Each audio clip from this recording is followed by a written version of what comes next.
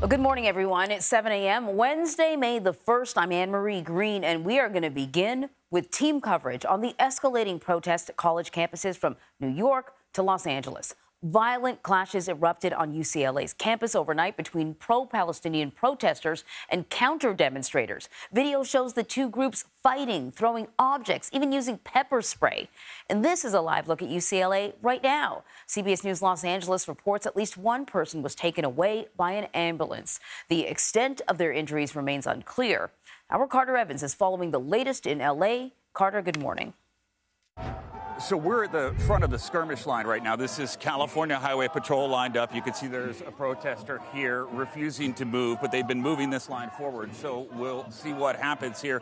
This has been where counter-protesters have been most of the evening outside here, trying to get inside to the main protest area where protesters have been for weeks. But that is blocked off with pieces of wood, crates, fencing. They've kept it blocked off all night, and counter-protesters have been trying to get in. Now we have police here moving forward, and we're going to see where this all leads. Anne-Marie?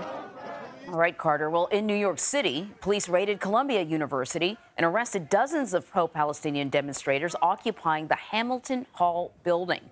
Police say flashbangs were used to disorient the group before police made their way inside. Our Lilia Luciano has more.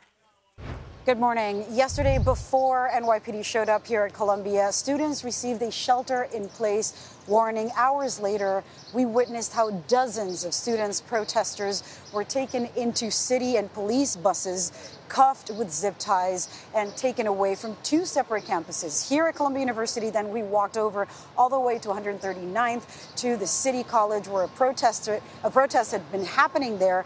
We were there as police went into the university and cleared yet another encampment. Here at Columbia, and between the two universities, what we're learning from NYPD is that there's at least 200 people in total that were arrested.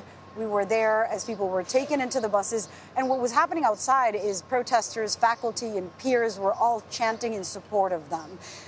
Something in terms of a consequence that the university announced yesterday is that students who had occupied Hamilton Hall could face expulsion. Anne-Marie. Lilia, thank you. Well, these protests have swept across the country with more than 1,000 arrests nationwide. So for more on this, let's bring in CBS News national security contributor Sam Vinograd. She is a former assistant secretary for counterterrorism and threat prevention at the Department of Homeland Security. And that's what we kind of want to talk about a little bit, Homeland Security. I think for a lot of people, seeing those images of the protests and police on campus, you can't help but to think back to the Vietnam protests, 1969, 1970.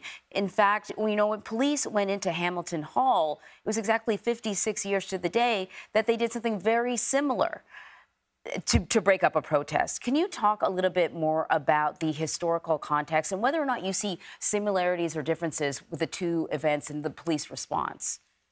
Well, Anne-Marie, campuses across the country have a history of both civil unrest, First Amendment protected activities, and unfortunately, criminal activity as well. And I named those three because they are quite different. When we look at just Columbia University, as you mentioned, there were clashes between police and protesters in 1968 in Hamilton Hall, in fact, related to the war in Vietnam, as well as plans to reportedly build a segregated gym near to Columbia's campus.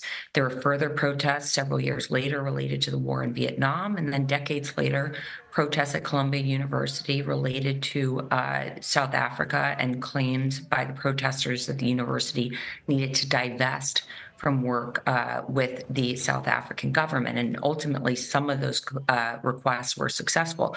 So there is a history of First Amendment protected activity at Columbia University, as well as activity that devolved into what police at the time viewed to be criminal activity. And at this point, we're seeing exactly the same thing unfold at Columbia. We do have peaceful protests and First Amendment protected activity, as well as criminal activity, which is why the president of Columbia ultimately decided to call in the NYPD. Can we talk a little bit about that? The NYPD said that they were sort of outside agitators, and as you point out, that's why the university said it was changing its approach. Do we have any proof of that? Well, we do have proof that across the country, in the 21 states where there have been protests, there's been over 1,000 arrests since mid-April, that professional outside agitators have been part of the activities that have erupted. We know that from some of the arrests that have been made, where we have been given a breakdown of how many individuals were actually affiliated with the university, whether students, faculty, health workers, or what have you, just university officials, as well as who were not affiliated with the university.